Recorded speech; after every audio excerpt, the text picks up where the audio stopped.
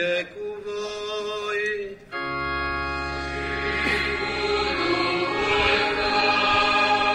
Citire din Evanghelia Domnului nostru Iisus Hristos după Sfântul Luca.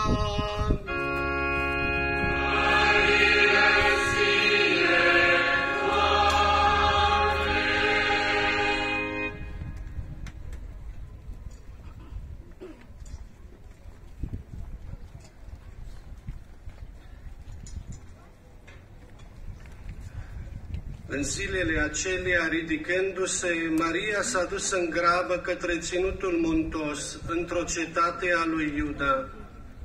A intrat în casa lui Zaharia și a salutat-o pe Elisabeta.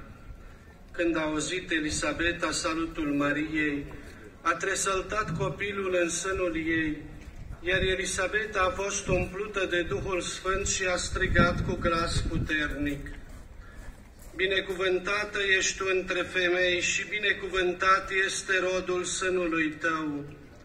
Și de unde mi este dată mie aceasta, ca să vină mama Domnului meu la mine?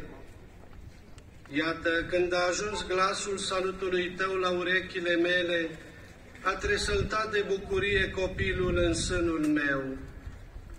Fericită aceea care a crezut că se vor împlini cele spuse ei de Domnul.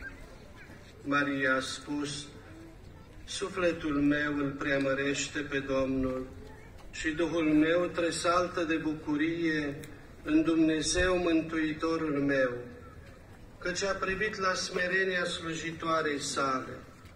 Iată, de acum toate popoarele mă vor numi fericită, căci mi-a făcut lucruri mari cel atotputernic și numele Lui e sfânt. Milostivirea Lui rămâne din neam în neam peste cei ce se tem de El. A arătat puterea brațului Său, i-a risipit pe cei mândri în cugetul inimilor. I-a dat jos de pe tron pe cei puternici și i-a înălțat pe cei smeriți. Pe cei flămânzi i-a copleșit cu bunuri, iar pe cei bogați i-a lăsat cu mâinile goale. L-a sprijinit pe Israel slujitorul Său, amintindu-și de îndurarea Sa, după cum a promis părinților noștri, lui Abraham și urmașilor lui în veci. Maria a rămas cu ea cam 3 luni, apoi s-a întors la casa ei. Cuvântul Domnului.